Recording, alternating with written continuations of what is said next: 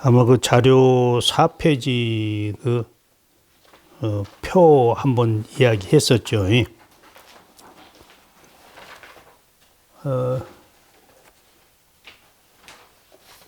4페이지 표. 진짜 간략하니 큰 스님께서 우리 마음에 대해서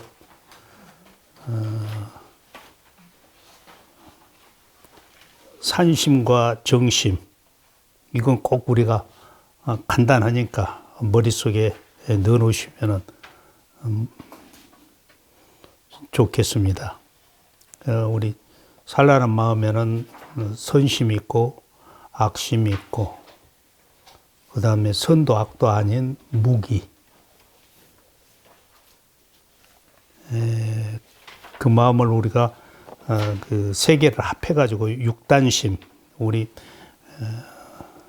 육체, 몸뚱아리에서 나오는 마음이고, 그 다음에 연여, 인연에 의해서 생기는 집기, 우리가 모아가지고 일어나는, 이건 전부 다 산심은 그 염심, 오염되어져 있습니다.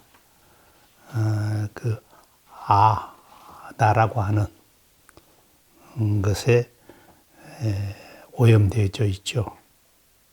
근데 이제 정심에 가서 이제 산란한 마음이 아니라 바른 마음이죠.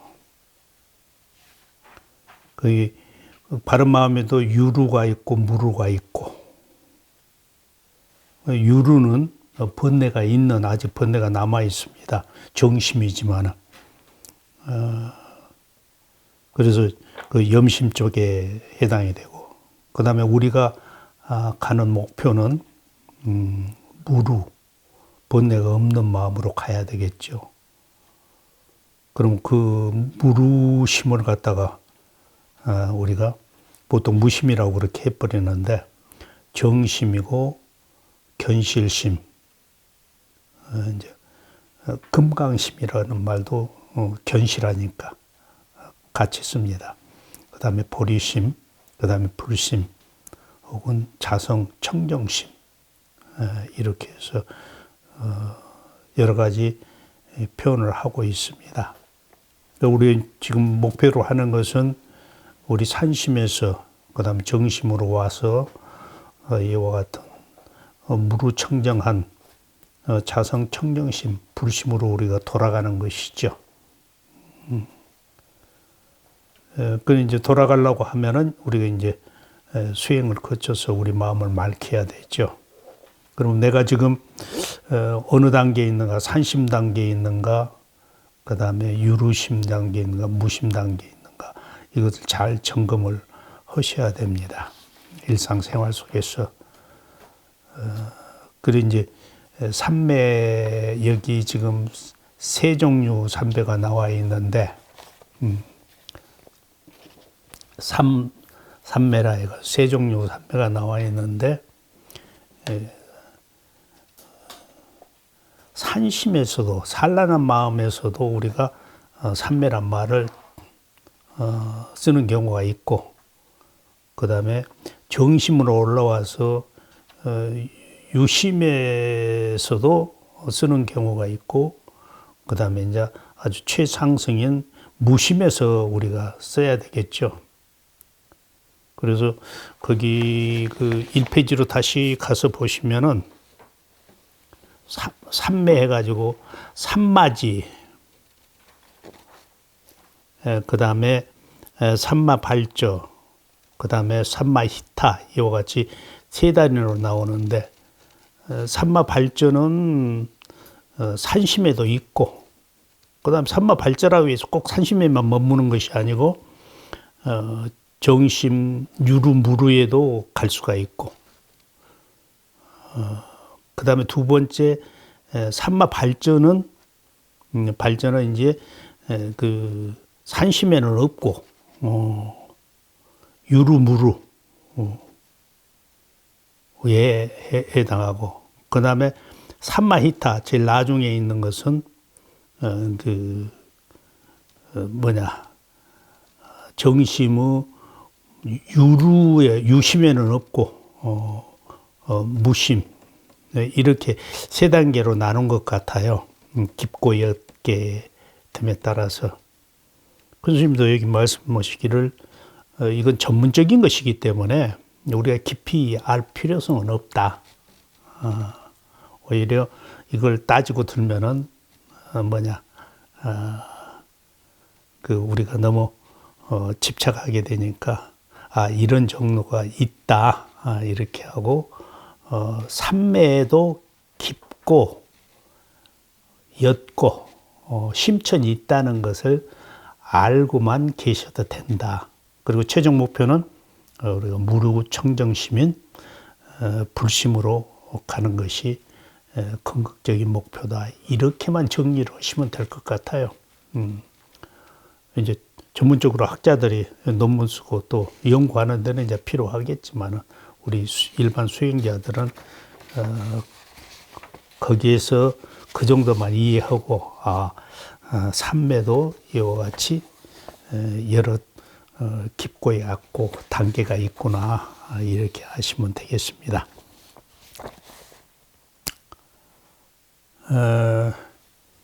그래서 그 5페이지 오면은 삼마 발저가 있습니다. 이제 중간이죠. 5페이지. 다음에 삼마 발저가 있습니다. 그것도 역시 삼매의 일종입니다. 선정의 일명 등지라 역한다. 선정의 뜻으로서 삼매의 일종이라 등지라고 한다. 앞에 삼마지도 등지 발음은 똑같는데 한자가 틀립니다. 음은 같으나 가질 지자요. 삼마 발전은 이를 지자입니다. 등은 정력에 의해서 혼침의 번뇌를 여의고 마음을 평정 안화의 경지에 이르게 함으로 지라고 한다. 이를 지자. 등은 선정력입니다. 정력, 선정력에 의해서 혼침과 산란한 번뇌를 여의고 마음이 평정하고 평화스러운 경계를 의미하고 이러한 경지에 이르게 함으로 이를 지자를 쓰는 것입니다. 유심과 무심에 통하고 다만 정에 머물러서 산심과 불통, 그러니까 이제 아까 그 앞에 거 삼마 발지는 그 산심에도 통했는데 산심에서도 삼마 발전은 삼매라는 낮은 삼배가 있었는데 이제 중간 정도 삼마 발전은 지금 하고 있는 것은 산심에는 없습니다. 단지 유심과 무심, 등지는 유심과 무심에 통하고 오직 정심에만 있으며 산심에는 없는 것입니다. 이렇게 되어 있습니다. 삼마지 곧 등지는 첫째 항이죠. 첫째 항은 산란스러운 산심에도 있는 정도 것이지만은 삼마 발전은 삼매가 보다 더 깊이 되어서 산심에는 없다 이거예요. 안 통한다. 산심에는 삼마 발전은 없단 말입니다. 산심은 벌써 사라지고 정심만 있으나 마음까지 무심이 된 것은 아니다 이거죠. 무루까지는 아직 못 갔다 이거예요. 유루에도 있고 또 무루까지도 못 갔다고 방금 말한 것은 잘못된 말입니다. 유루에도 있고 무루에도 있다 이겁니다. 더러는 유심도 되고 더러는 무심도 된다는 것입니다. 산심이 없을 때 비로소 정심이라고 합니다. 산심이 있는 사람들은 아직은 정에 든다는 말을 못 쓰는 것입니다. 산심이 사라져야 정에 든다고 할 수가 있습니다. 그 다음에 마지막에 삼마 히타입니다. 이것은 그 정의 일명 등인이라고 역한다. 아까 이제 처음에는 등지, 가질 지자고, 그 다음에 두 번째 것은 지인디, 이를 지자고, 여기는 이제 등인이죠. 이끌어온다. 역시 삼매의 다른 이름 하나로서 삼마히타를 등인이라고 번역하는데, 앞서 삼마제는 무리등자 가질지자 등지고, 그 다음 삼마발자는 무리등자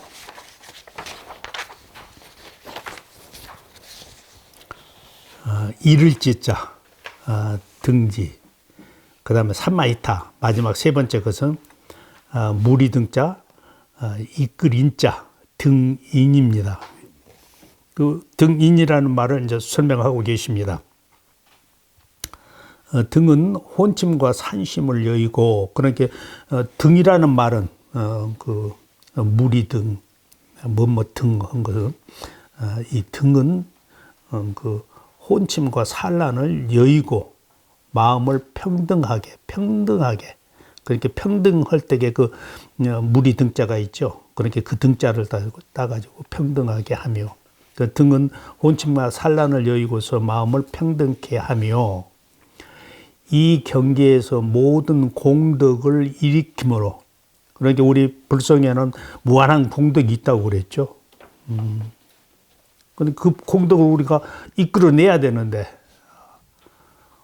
어느 단계까지 우리가 삼매터에 들어야 되냐면은 정심에서도 또 무심, 다시 말해서 자성 청정심까지 가야 우리가 이 인이 된다 이거죠.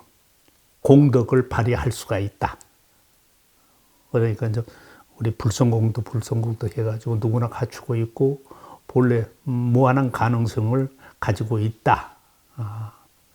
그러지만은 이 삼마히타, 아주 깊은 삼매에 들어가야 그것을 우리가 활용할 수 있다는 것이죠.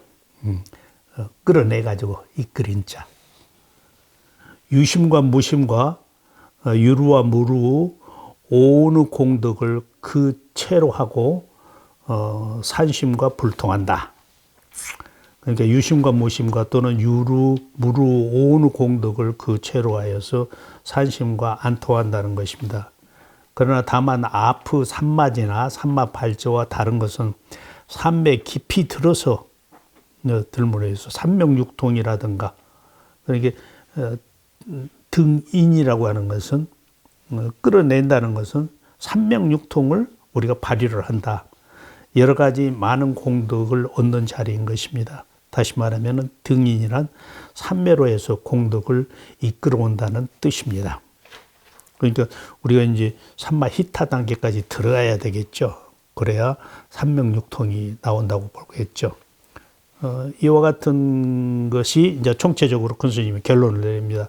지도론이나 유식론, 유가사지론, 구사론 이런데 이렇게 된 것을 당신이 이렇게 큰 스님께서 간략하니 정리해 주신 것이죠. 지도론이나 유식론이나 유가사지론이나 구사론이나 이런데 이렇게 번세하게 나오니까 마음 닦는 공부하는 분들은 골치가 아프고 혼돈을 느끼게 됩니다. 그러니까 실제 우리가 지도론이나 유식론이나 유가사지론을 구사론 같은 걸 읽으면서 이것을 정리하려면 무진장이 힘들겠죠. 큰 스님께서 이렇게 이제 딱 정리해 주니까 우리한테는 무진장이 공부하기가 쉽죠. 그래서 불림문자 교회 별전이나 조사신심들을 간격하는 법어가 있는 것이니까 이런 삼매풀이는 참고로 하시기 바랍니다. 했습니다. 거기 밑에 큰 스님 휴 하나가 있죠. 양시고상. 양은 시는 날개입니다. 양날개. 양날개가 있어야 높이, 요 상자는 그 나를 빗자고 같은 뜻입니다. 날아간다. 공중에 높게 날아간다. 그러니까 새가 양날개가 있어야 높이 날을 수 있다. 그 간략하니 정의 균등과 같은 뜻입니다. 그 옆에 큰 스님 메모해 놓으셨죠. 정의 균등과 같은 뜻입니다. 정과 해가 있어야만이 산매에 들어간다 이 말씀입니다. 깊은 산매에 들어갈 수가 있다는 것이죠.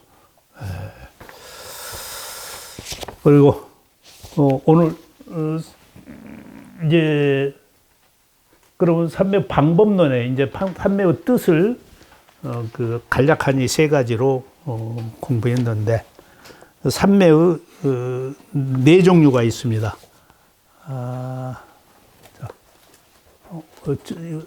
처음 왔어요. 하나씩 나눠드리죠.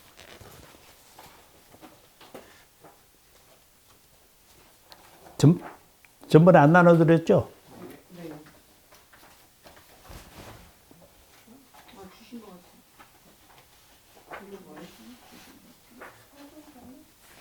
사종산매 받으셨어요? 예, 받으신 모양이네요. 지난주에 나눠줬구나 내가.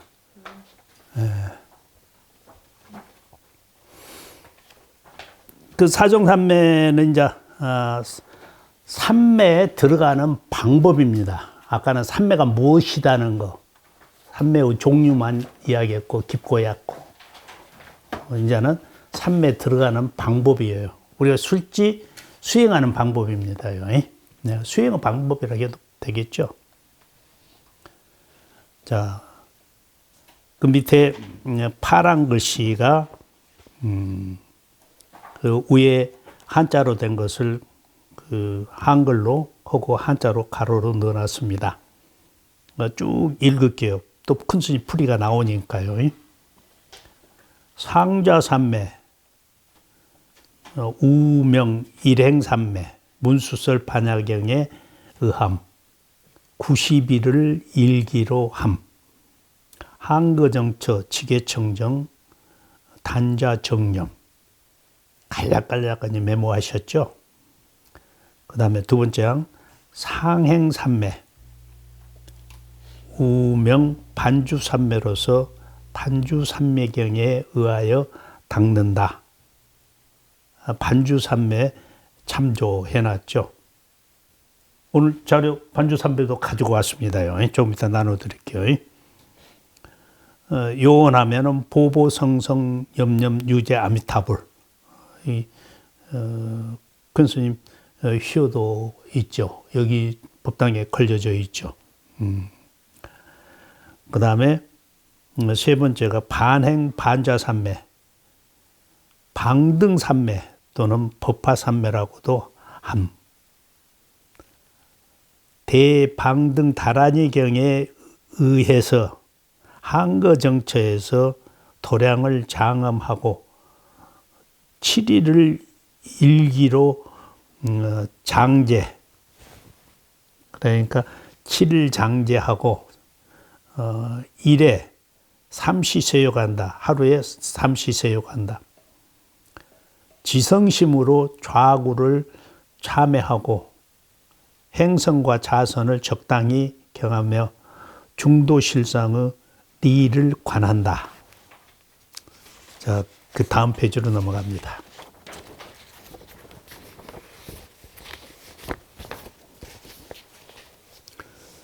비자 비행산매, 이유 3종 산매에 속하지 않는 산매를, 모든 산매를 말하며 대품 반야경에서는 가기산매 또는 수자이산매라고도 칭함.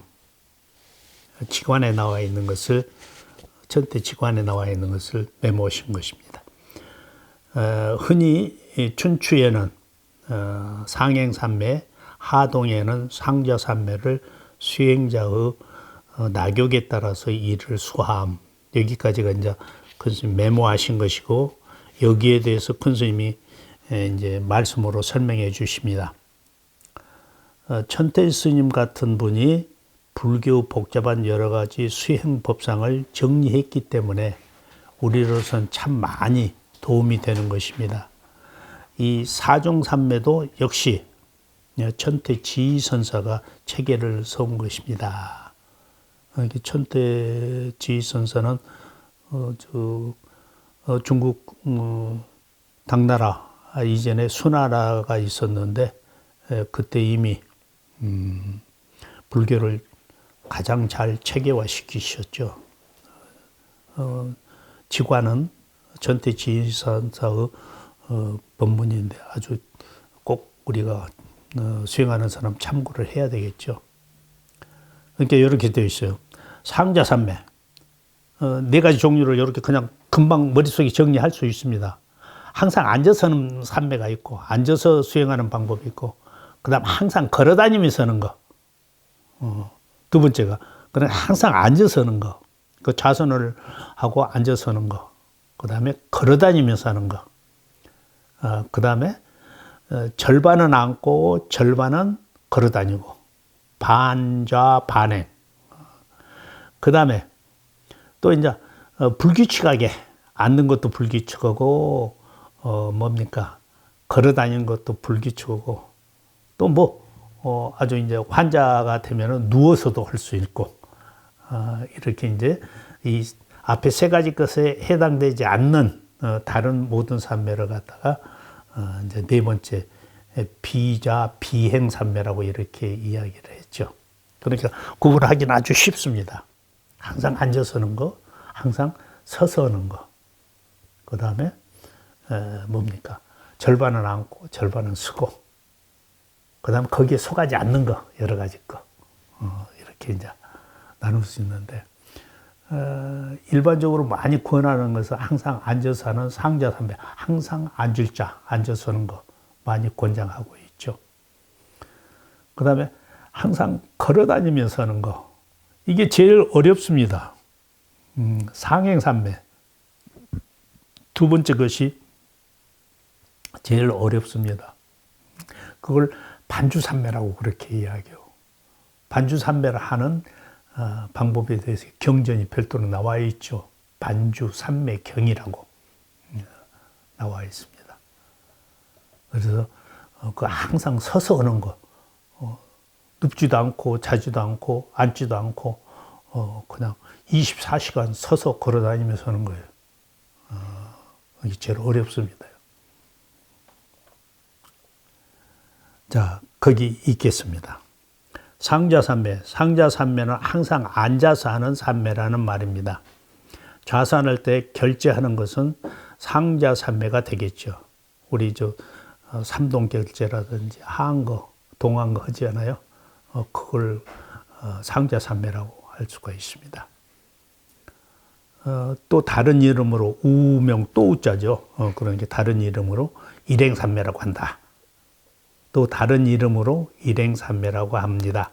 꼭 걸어서 왔다 갔다 한다고 해서 일행산매라고 하는 것이 아니고 끊임없이 행한다고 해서 일행산매입니다. 따라서 상좌산매도 일행산매는 같은 뜻입니다.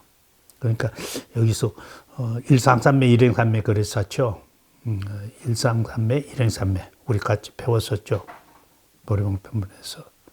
그러면 일행이니까 이거 걸어다니면서 하는 것 아닌가 이렇게 우리가 잘못 생각할 수가 있습니다. 그래서 큰 스님께서 말씀하십니다. 일행했을 때는 일행산매라고 했을 때는 걸어다니는 것이 아니라 끊임없이 행한다. 그러니까 좌선하고도 끊임없이 뭡니까? 그 불심자리를 놓치지 않는 것을 갖다가 일행산매라고 그렇게 이야기할 수가 있습니다. 그래서 큰 스님께서 오해할까 봐서 여기서 일행산매하고 뭡니까? 상행산매 뒤에 나오는 것과 구분해 주셨습니다. 자, 문수설 반야경에 의해서 전태지선사가 그렇게 말씀하셨고 문수설 반야경에 의한 것인데 사주 도신대사께서 의지해서 육조 당경 부족품에 문수설 반야경에 의지해서 말씀을 하셨습니다. 뭔 말이냐면은 일상산매와 일행산매를 문수설 반야경에 의존해 가지고 육조 당경에서 육조선이 부족품에서 말씀하셨다 이 말입니다. 무엇을? 일상산매와 일행산매를. 자, 그 다음에 이 상자산매는 그 우리 동안과 한거 90일을 하죠. 3개월 하죠. 일기로 우리가 결제할 때 90일을 한 기간으로 한다.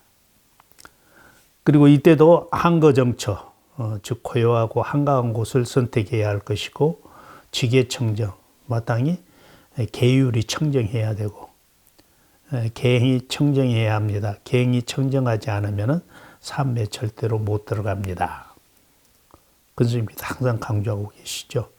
그 다음에 단정히 앉아서 정념, 그리고 단자 정념이라 단정히 가부좌에서 바로 정념으로 화두나 연불이나 일심으로 참고해야 된다. 그러니까 한가운데 그 다음에 시끄럽지 않고 그 다음에 지계를 지키고 단정히 앉아서 이렇게 결제해서 90일 동안 하는 목적이 뭐냐면은 정념입니다. 정념. 정견을 세워가지고 그것을 정사유해서 그것이 끊어지지 않도록 정념으로 계속 가야 되죠. 그러니까 정사유하고 정념, 팔정도에서. 팔정도 두 번째가 정사유죠. 팔정도가 성립이 되려고 하면은 제일 첫째 항인 정견이 확립이 되어야 됩니다. 정견이 확립이 된다는 말은 뭐냐면은 선호가 돼야 된다는 말입니다. 선호, 그것도 이론적으로 확립이 되어야 된다는 것입니다. 그러니까 정념을 놓치지 않아야 돼요. 놓치지 않기 위해서 정사유를 해야 되고, 그리고 이제 그것이 끊어지지 않게 하기 위해서 염념상속. 그러니까 정념은 염념상속입니다. 생각 놓치지 않는 것입니다. 무엇을 놓쳐야? 정견을 놓치지 않아야 된다는 것, 본체 자리를 놓치지 않아야 된다는 것이죠. 불심 자리, 불성 자리. 다시 말씀드리면 아까 이야기한 자성 청정심 자리를 놓치지 않아야 된다는 것이죠. 그러니까 그걸 놓치지 않기 위해서 한거정초도 필요한 것이고, 그걸 놓치지 않기 위해서 좌선도 필요한 것이고, 그걸 놓치지 않기 위해서 지계도 청정해야 되고, 지계가 청정하지 않으면은 그걸 놓쳐버려요. 마음이 오는 대로 가버려요. 그러니까 모든 것은 포커스가 어디에 맞춰져 있는 거냐 하면은, 포커스가 어디에 맞춰져 있는가 이걸 잘 아셔야 돼요. 정견에가 있습니다. 정견. 정견을 놓치지 않는 것이에요. 그러니까 정견을 세우지 않고, 다시 말씀드리면은 뭡니까? 정견이 없이, 뭐 선호가 없이, 해오가 없이 우리가 공부하는 것은 그냥 시간을 낭비하고 잘못하면은 그 무기에 빠져버립니다. 그러니까 꼭 정견을 세우고 해야 된다 하는 것입니다. 그리고 그것이 염념상속, 끊어지지 않으면 결국은 아까 이제 삼매더 정정에 들어가죠. 정정, 마지막 발정도에서 정정. 그 삼매, 깊은 삼매에 들어가게 된다 하는 것입니다요. 자, 이렇게 하는 것이 상자 삼매입니다. 그 다음에 이제 9페이지로 넘어가면은 상행 삼매가 있죠. 항상 걸어 다니면서 하는 거. 이게 반주 삼매입니다. 어렵습니다. 다음에는 상행 삼매가 있습니다. 일행 삼매와 상행 삼매는 구분을 해야 합니다. 앞에서도 살짝 큰 스님이 언급했죠. 일행 삼매는 바로 끊임없이 닦는다는 상좌 삼매와 같은 것이고, 상행 삼매는 서서만 하는 삼매입니다. 앉아 있으면 졸림이 오는 것이니까 서서 포행을 하면서 하는 삼매입니다. 이렇게 되어 있습니다. 또 다른 말로 이야기하면은, 그러니까 상행 삼매를 다른 말로, 다른 이름으로 하면은 반주 삼매라고 한다. 반주 삼매라고. 그럼 반주 삼매에 의해서 닦는 것을 이야기하는데, 반주 삼매는 자료를 큰 스님이 다시 설법을 하셨습니다. 그거 오늘 나눠 드릴게요. 반주 삼매경에 의해서 닦는데, 과거 선지식들이 반주 삼매경에 의해서 공부를 많이 했습니다. 그리고 결제 동안에 7일 동안에 반주산면은 7일 동안을 잡습니다. 용맹정진하는 것도 이 반주산매경에 의해서 하고 있는 것입니다. 상좌산매화는 앉아서 하는 것과 서서 하는 것의 차이가 있습니다. 그렇게 항상 앉아서 하는 것이 아니라 이것은 항상 서서만 합니다. 상행산매는 어떻게 하는가 하면은 밥 먹을 때와 용변을 볼 때 외에는 앉지를 않고 사무 서서 하는 것입니다. 그러니까 24시간 동안 밥 먹을 때 오고 용변 볼 때 위에는 앉지 않는 것이에요. 24시간 다 안 앉습니다요. 그러니까 안 자고 안 눕고 잠도 안 잡니다. 눕지도 않습니다. 그러니까 무진장이 힘드는 것이죠. 가능하겠습니까? 자지도 않고 눕지도 않고 7일 동안 서서만 단지 밥 먹을 때고 용변 볼 때 위에는 일찍 앉지도 않고 그 다음 그렇게 하려면 먹는 것도 하루에 한 끼 먹고 또 누구와 말도 않고 묵언을 해야 됩니다. 알았어요? 또 어려운 수행이 되겠죠. 행자가 빠진 것 같네요. 수행이 되겠죠. 행자가 빠졌네요. 좀 어려운 수행이 되겠죠.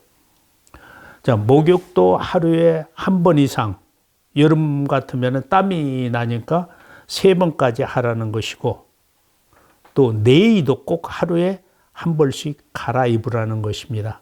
이렇게 아주 청정원이 해야 되겠죠.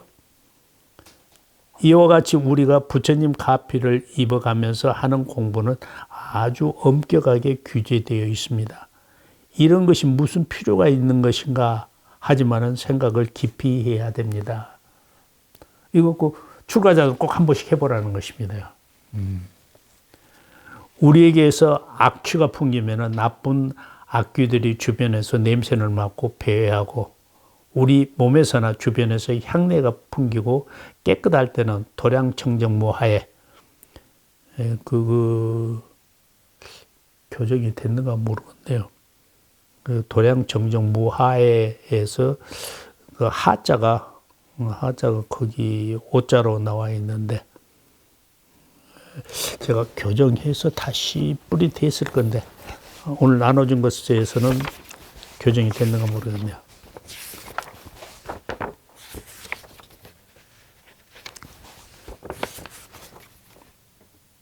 예, 교정이 됐네요. 오늘 나눠준 것은.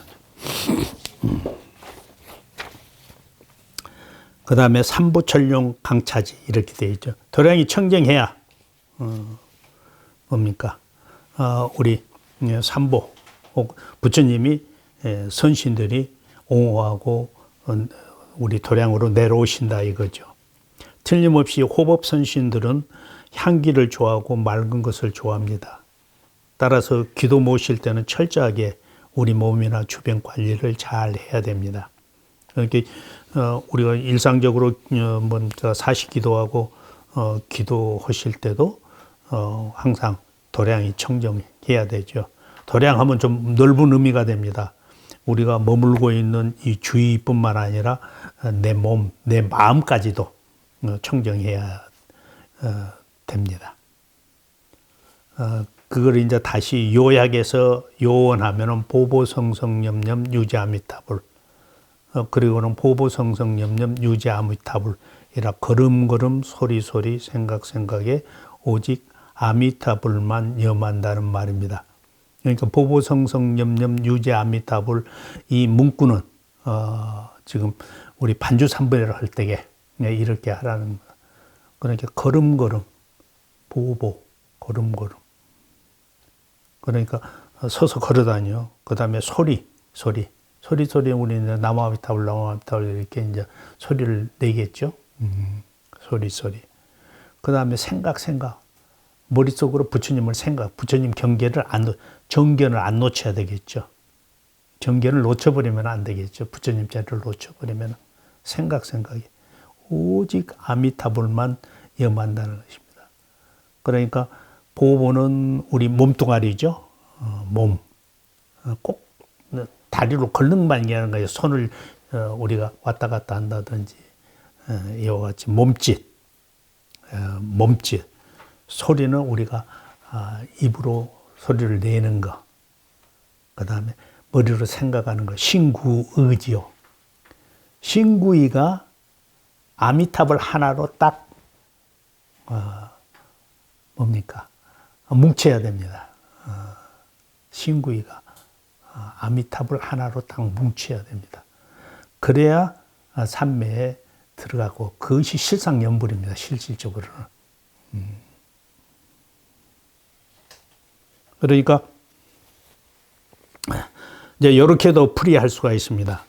그 문자 그대로 풀이하면은 우리가 걸음걸음 소리소리 생각에 오직 아미타불만 염해라 생각해라 이렇게 지금 되어 있습니다만은 또 조금 자세히 다시 이야기하면은 우리가 걸음을 걷는 거나 우리가 소리를 내는 거나 또 혹은 생각을 하는 거나 모든 것이 다 아미타 부처님께서 그렇게 하고 계신다. 이렇게 우리가 생각을 해야 되겠죠. 그러니까 아미타 부처님 이외에 다른 생각이나 다른 말이나 다른 행동이 있을 수가 없죠.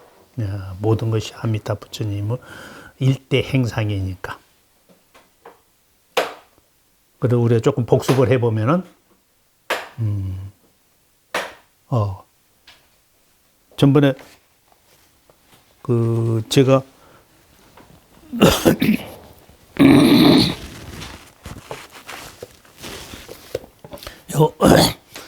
반야심경 약해 나눠 드렸었는데 못 받으신 분 있죠. 돌아가시신 분. 요거 다 가지고 계십니까? 네. 우리 노보살님도 가지고 계세요? 아니 지금 말고 요건 예.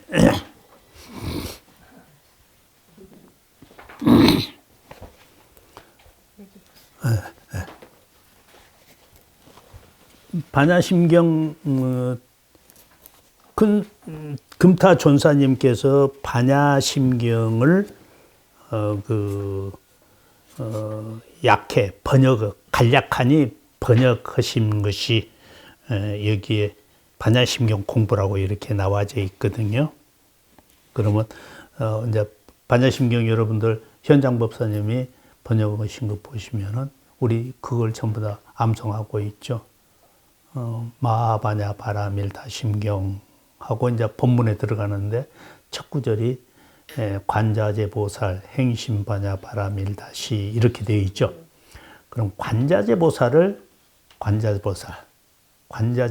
첫 구절 관자재 보살을 금타 존사님께서 어떻게 풀이를 해 놓으셨냐 하면은 삼신 사지에 삼신이니까 법보가 삼신이죠. 아미타불이죠. 삼신, 사지. 우리 오제일에 공부했죠. 사지에 만도, 일체 공도, 상나가죠. 이렇게 삼신, 사지에 만덕을 구비하신, 다 갖추신 일대인. 그러니까 아미타 부처님이 되죠. 일대인. 일대인의 대자재경, 큰 자재경. 그렇게 삼천대천세계의 모든 나툼이 우리가 인간으로 태어나가지고 우리가 보고 듣고 느끼고 하는 이 세상 만사가 다 전부 다 아미타 부처님의 자재경이다 이거예요. 아미타 부처님의 자재경이에요. 그렇게 관찰하는 보살이 관자재 보살이에요. 그러니까 볼관자죠. 관찰한다죠. 볼관자는 관찰의 약자입니다. 그러니까 관을 한다. 관찰을 한다. 무엇을? 자재경을. 어떠한 자재경이냐? 이 삼라만상 두두물물 일체 존재가 다 일대인의 자재경임을 관찰한다 이거예요. 아미타 부처님의 자재경임을 관찰한다 이거예요. 그러니까 관자재 보살.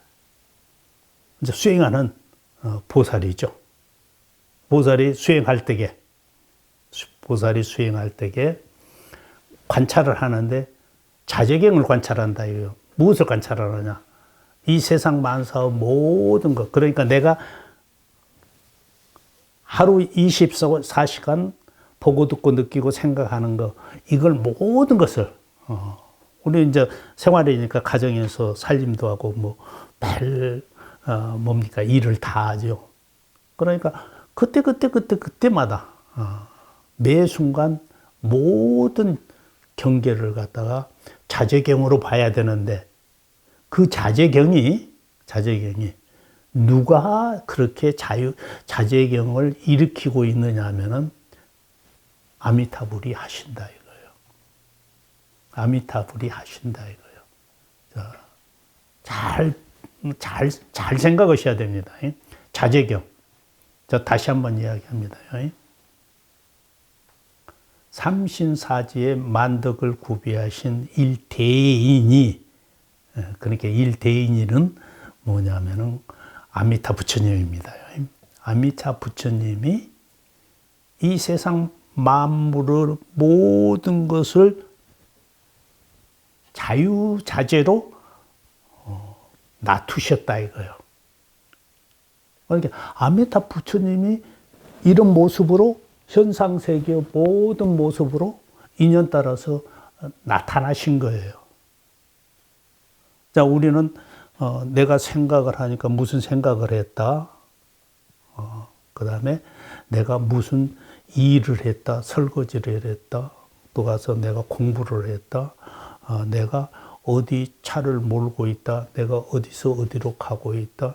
내가 지금 몸이 아프다. 내가 지금 어디가 불편하다. 내가 오늘 즐겁다. 내가 오늘 뭐 한다고. 전부 다 내가 따라다니잖아요. 아니요. 그건 내가 하는 것이 아니에요. 전부 다 아미타 부처님 하고 계십니다. 거기서 돌려야 돼요. 거기서 돌려야 돼요. 아미타 부처님이 하고 계십니다. 내가 지금 말하고 손짓 발짓하고 그 다음에 내가 수행하고 내가 밥 먹고 하는 것이 전부 다 내가 하는 것이 아닙니다. 아미타 부처님의 자제경입니다. 거기에서 돌려야 됩니다. 거기서. 그걸 못 돌려버리면 안 돼요. 우리는 처음부터 내가 부모한테서 태어나가지고 지금까지 보고 듣고 느끼고 경험하고 우리가 살아왔다. 공부하고 그 다음에 살림하고 이렇게 아들, 딸 기르고 전부 다 내 것으로 생각합니다. 내가 하는 것으로 생각합니다. 아닙니다. 내가 한 것은 아무것도 없습니다. 나라는 것이 없습니다. 원래 무아입니다. 불생불멸입니다. 누가 하냐? 전부 다 아미타 부처님이 하신 것입니다. 엄청난 차이가 납니다. 우리는 전부 다 내가 했다고 해요. 내가 살고, 내가 생각하고, 내가 배웠고, 내가 노력했고, 내가 돈을 벌었고, 내가 자식들을 저렇게 훌륭하게 길렀다 하죠? 아닙니다. 전부 다 아미타 부처님은 자제경입니다. 아미타 부처님 자제경 아닌 것은 아무것도, 내가 지금 무슨 생각을 하더라도, 지금 눈 감고 있으면서 지금 이 순간에 내가 무슨 생각을 하더라도 내가 생각하는 것이 아니라 아미타 부처님이 그 생각을 일으키고 있습니다. 손톱만치도 내가 한 것은 없습니다. 나라는 것이 없기 때문에, 무아이기 때문에. 부처님께서 49년간 설법해놓고 뭐라고 했습니까? 마지막에 가서. 나는 한마디도 안 했다고 그랬어요. 석가모니 부처님께서 49년 동안 설법해놓고 나는 한마디도 안 했다 이거예요. 그런 거짓말이 어디 있습니까? 근데 아니요. 아미타 부처님은 자제경으로 보신 거예요. 그러면 내 앞에 지금 나를 괴롭히는 어떤, 나를 힘들게 하는, 나를 갈등지게 하는, 나를 스트레스를 주는 어떤 일이 생기죠? 우리 사회 속에, 우리 생활하다 보면 그런 것들이 많이 있죠? 생활을 하다 보면은 우리가 나를 힘들게 하고, 나를 스트레스를 매기고, 나한테 뭡니까? 귀찮은 존재가 있고, 나한테 뭡니까? 아주 경제적으로 어떨 때는 손실도 가져오게 하고, 그 다음 정신적으로 아주 갈등지게 하는 그런 일들이 벌어지죠. 그걸 어떻게 봐야 되냐면 그 당사자, 그것이 하는 것이 아니라 우리는 그 당사자죠. 아니요. 아미타 부처님께서 그렇게 하고 계셔요. 그래야 그것이 풀립니다. 그래야 그것이 해결이 됩니다. 이런 것은 진짜 큰 스님 법문 아니고서는 어디에 드러내서 우리가 이야기할 수가 없어요. 어디 가서도 안 돼요, 이거. 모든 것이 미타의 일대 행상이라고 그랬어요. 미타가 해, 내가 하는 것이 아니라. 보리방편문의 결론에 나오죠. 미타의 일대 행상이라고. 모든 것은 미타가 해요. 삼신사지의 만덕을 구비하신 일대인인 아미타 부처님께서 내 생각 하나, 내 손짓 하나, 발짓 하나 걸어가고 밥 먹고 내가 24시간 한평생 살아온 것을 다 그분이 하신 거예요. 아미타 부처님께서 하신 거예요. 이렇게 관찰하는 보살이 관자재 보살이다 이거예요. 그렇게 관찰하는 보살이 관자재 보살이다 이거예요. 그러니까 이 한 구절만 갖고도 끝나요, 실은. 대화상님의 이 한 구절만 갖고도 끝나요. 제대로만 이해해가지고 그걸 잊지만 않는다고. 삼신사지의 만덕을 구비하신 일대인의 대자재경을 관찰하는 보살이 관자재 보살. 관자재 보살을 다른 말로 한 것이 관세음 보살입니다. 관세음 보살. 관세음 보살은 우리가 이제 일반적으로 배우기에는 이 세상 모든 중생들의 어려운 고난의 소리를 들어서 다 제도한다는 말씀 아닙니까?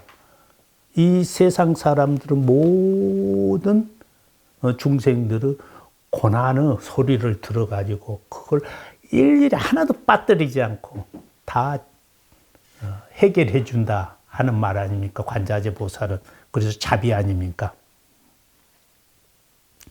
그러니까 관세음보살은 이 중생들의 모든 어려움을 다 해결해 준다는 거예요. 중생들의 모든 어려움을 천수천안이 있어가지고 하나도 빠뜨리지 않고 모든 중생들의 어려움을 다 구제해 준다는 거예요. 구제해 준다. 그러니까 어떻게 되면은 그것이 구제가 가능하느냐 이거예요. 어떻게 해야 구제가 가능하냐. 내가 관세음보살이 되려고 하면, 내가 구제를 하려고 하면 어떻게 해야 돼요? 일대인의 대자재경임을 항상 놓치지 말고 관조하고 있어야 된다 이거예요. 그것이 수행이에요. 그것이 바로 우리 마음을 정화시키는 것이고 자비심으로 지혜심으로 우리를 가게끔 하는 거예요. 수행이에요. 그것이 수행이에요. 근데 그런 것을 싹 빼버리고 앉는 자세나 잘하고 그 다음에 연불소리나 잘 내고 그 다음에 뭡니까 주문이나 잘하고 이런 건 전부 다 형식적인 거예요. 상이에요. 전부 다. 방법론이에요.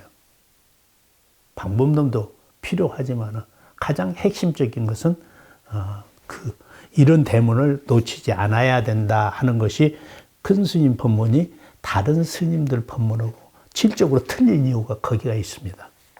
그게 얼마나 큰 스님께서 철저하게 연구를 하시고 또 검토를 하시고 또 그 다음에 산매에 들어서 그걸 점검까지 하셨어요.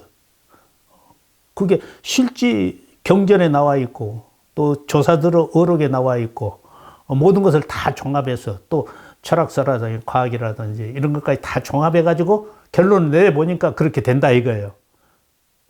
그렇게 된다 하는 것이 아니라 큰 스님께서는 그걸 실지 당신이 수행을 통해서 증명을 하셨다 이거예요. 그러니까 자신 있게 말씀하시는 거예요. 증명을 딱 해버렸으니까.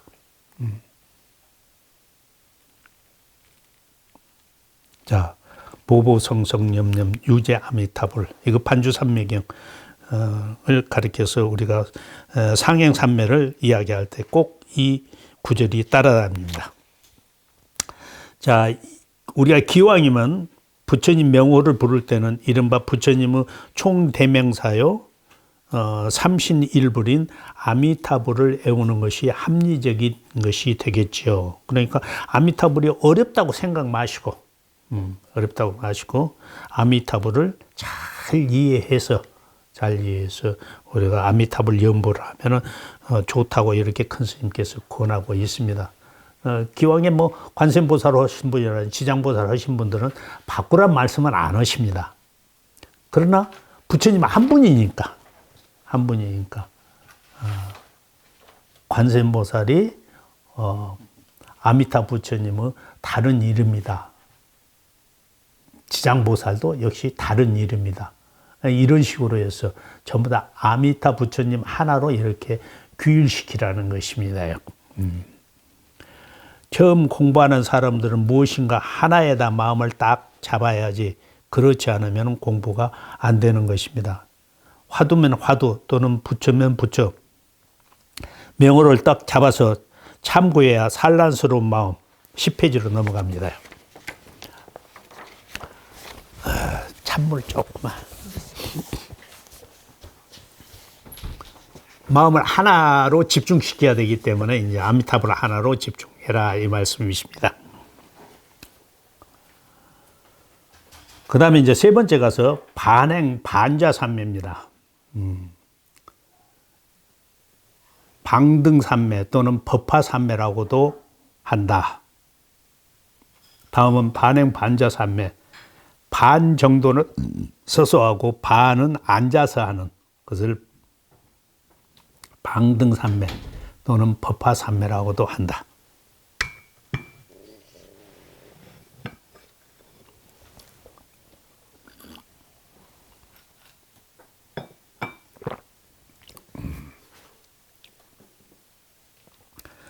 대방등 다라니경에 의한 것입니다.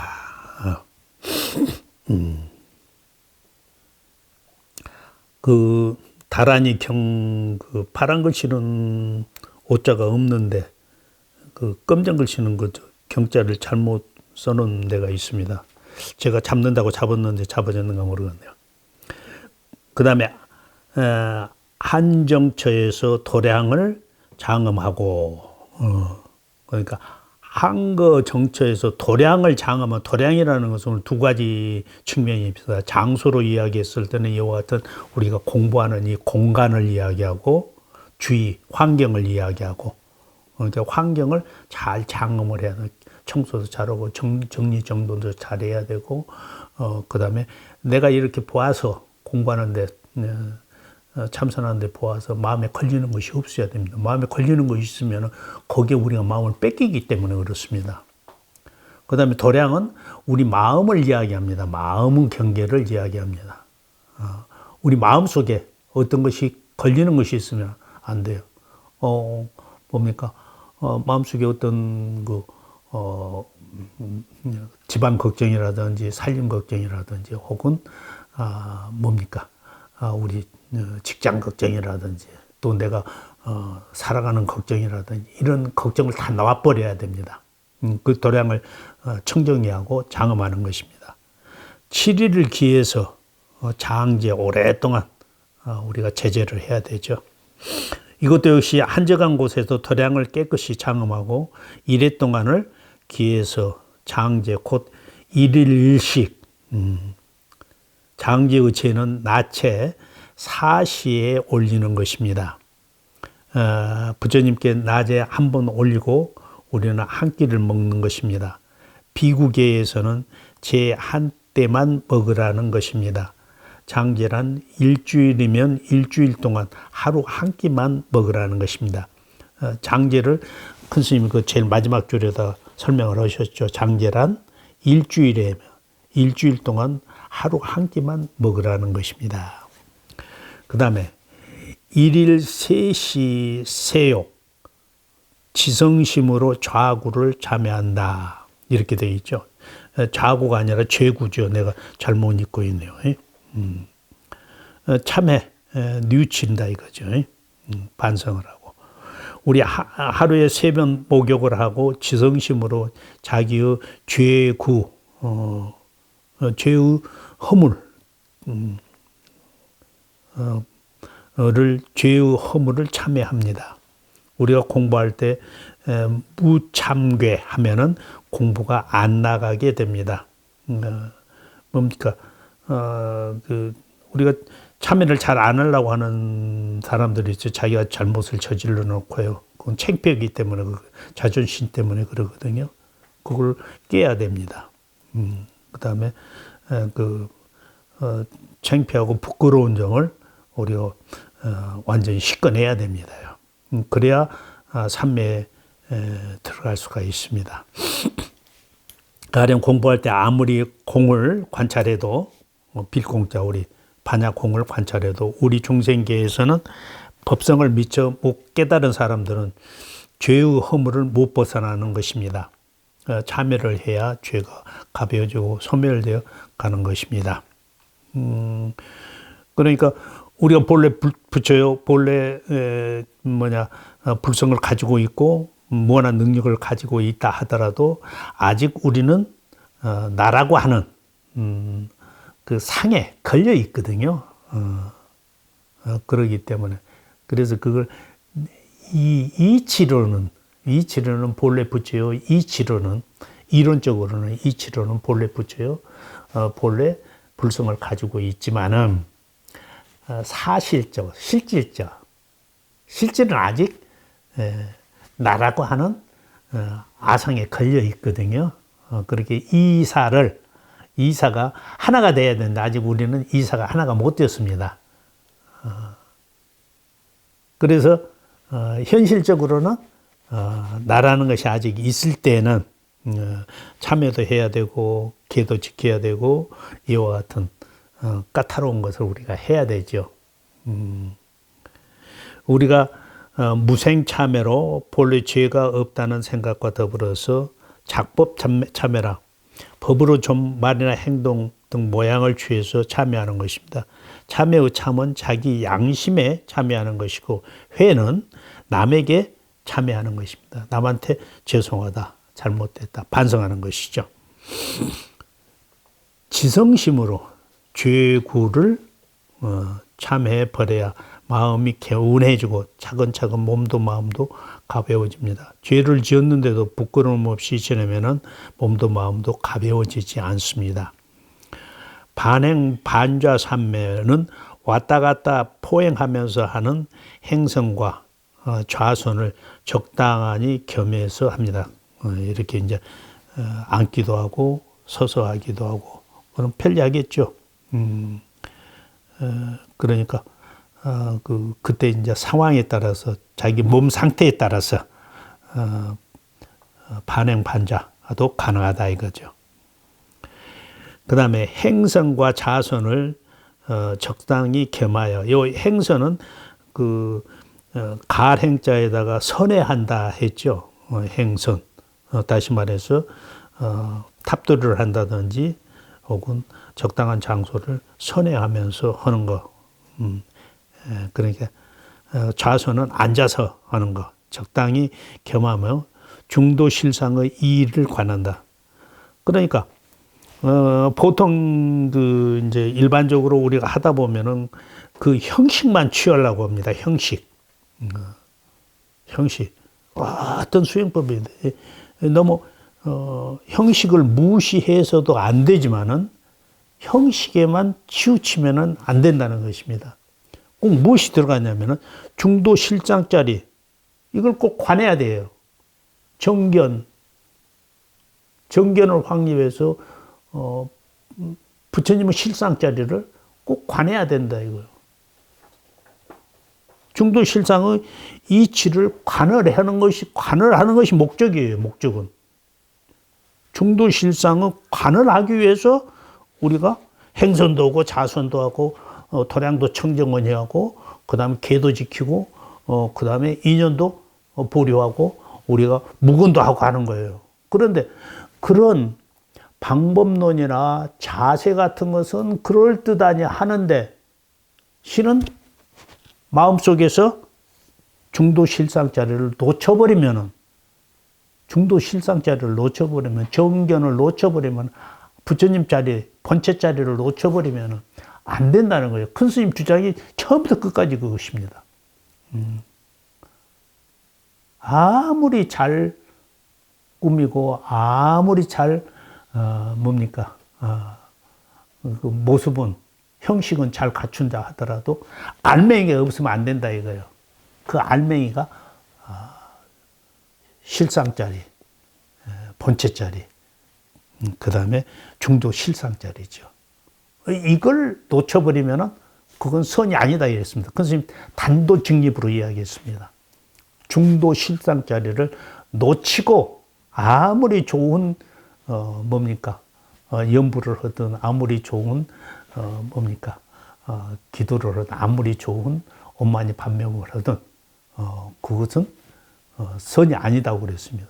선이 되려고 하면은 엄마니 반명을 하든 화두를 들든 나무합창을 연부를 하든 기도를 하든 무엇을 하든 이 중도 7장짜리 본체짜리를 놓치지 않아야만이 그걸 놓치지 않게 하기 위해서 그런 것을 하는 것이니까 그런 것을 하니까 꼭 주객이 전도가 되면 안 된다는 거예요. 연불선이 바로 그겁니다. 연부를 하고 그냥 소리만 나무합탑을 칭명연불만 해갖고는 안 된다는 거예요. 그건 단순한 연불이지. 연불이지. 그러면 칭명연불이 단순한 연불이 참선이 되려고 하려고 하면은 우리 마음속으로 중도 실상자를 놓치지 않아야 된다는 것입니다. 그래서 중도 실상자를 명확하게 우리가 파악을 해야 된다 이거예요. 그게 보리방편문이에요. 보리방편문이에요. 심은 허공 같은 갈새.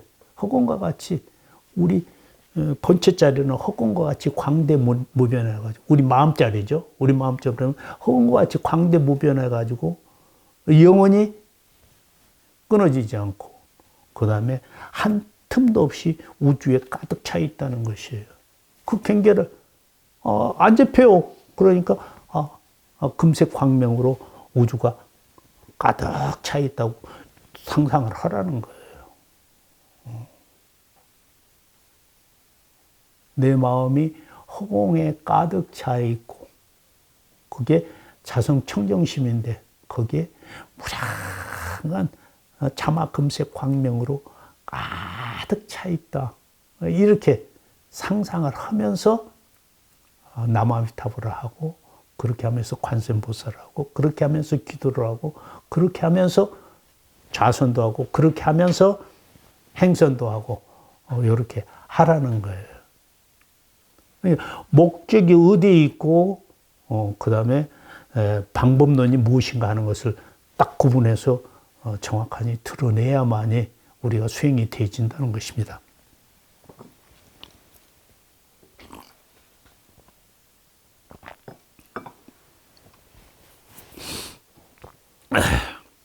(10페이지) 밑에 있겠습니다. 반주삼면은 행선만 하는 것인데 혼침도 제거하고 몸의 거북한 점을 풀기 위한 것으로서 좌선보다 좋아서 그런 것은 아닙니다. 그러므로 좌선을 좋아하는 분들은 좌선만 해도 더욱 좋은 것이지만 한 가지만 할 때 너무 지루하면은 이것저것 섞어서 겸해서 해도 무방합니다. 이렇게 하면은 우리 마음은 중도 실상 원리 즉 진여 법성 경계를 관조합니다.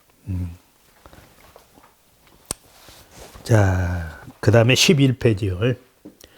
그 다음에 이제 네 번째 방법이 네 가지라겠죠. 처음에는 항상 앉아서 하는 상자산매, 두 번째는 항상 걸어다니면서 하는 반주산매, 그 다음에 세 번째는 반은 앉고 반은 걷는 거. 그 비율은 꼭 절반씩 하라는 것은 아닙니다. 그때 행편 따라서 앉는 것을 더 짧게 하고 걷는 것을 더 많이 한다든지 또 앉는 것을 더 많이 하고 걷는 것을 적게 한다든지 그 환경이나 그때 상황에 따라서. 그 다음에, 비자, 앉는 것도 아니요, 행, 걸는 것도 아니다. 이렇게 됐는데, 위의 그 삼종 삼매에 속하지 않는 모든 삼매를 갖다가 총칭해가지고 비자, 비행, 삼매라고 이렇게 한다.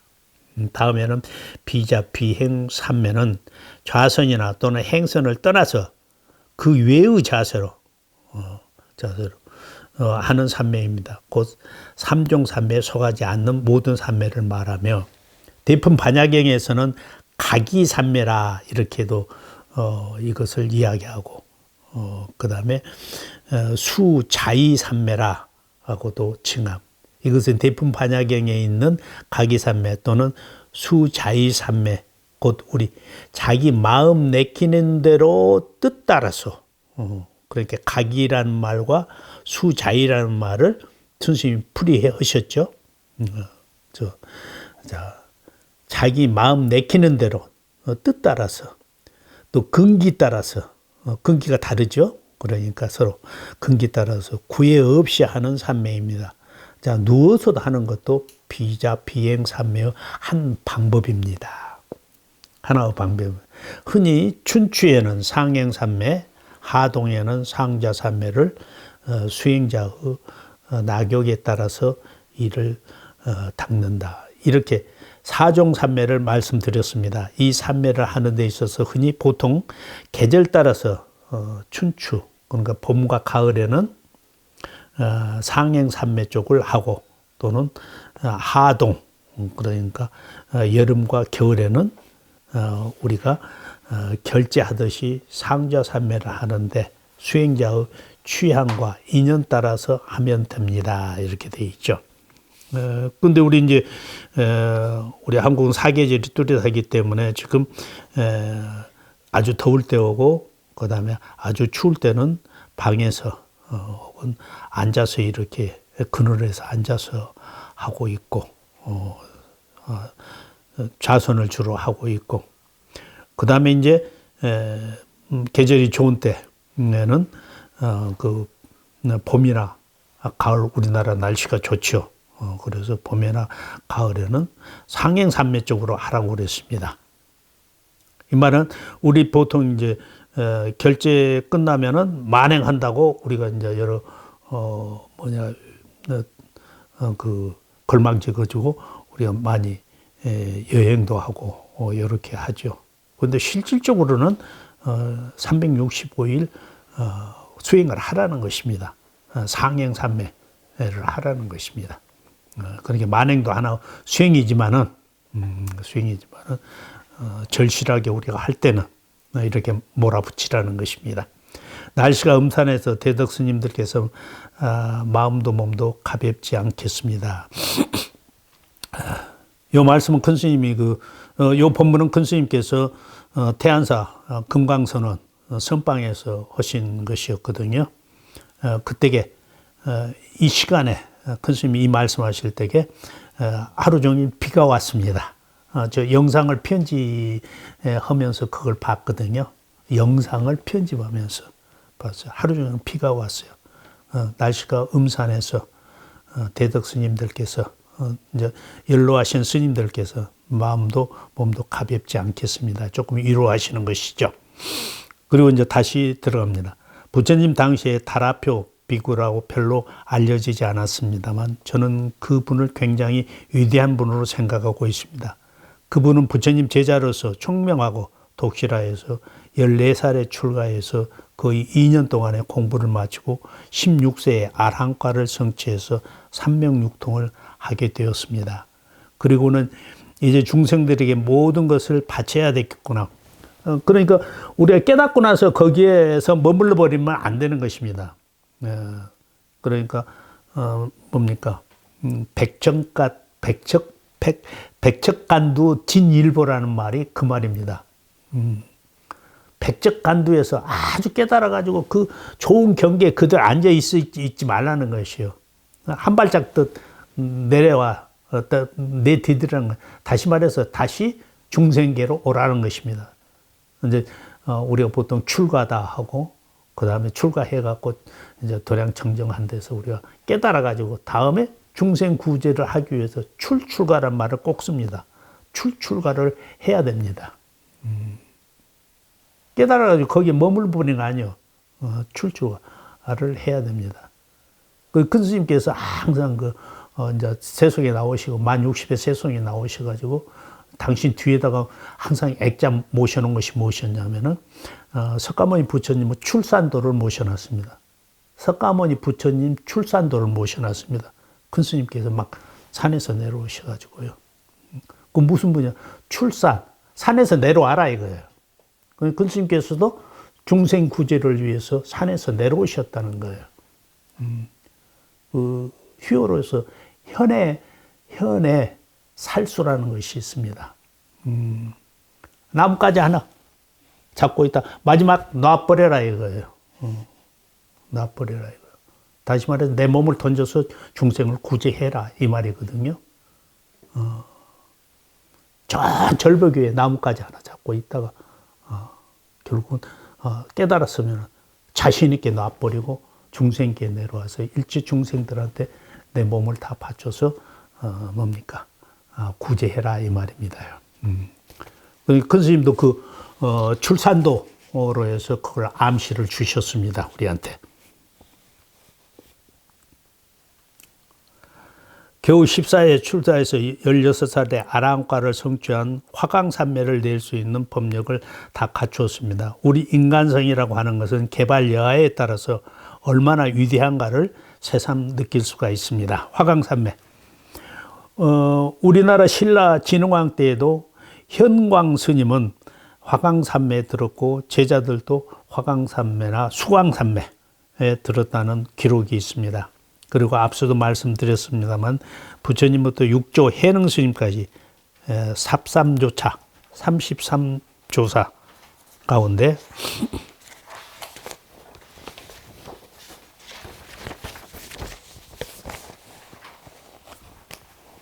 내 휴대폰이 시간이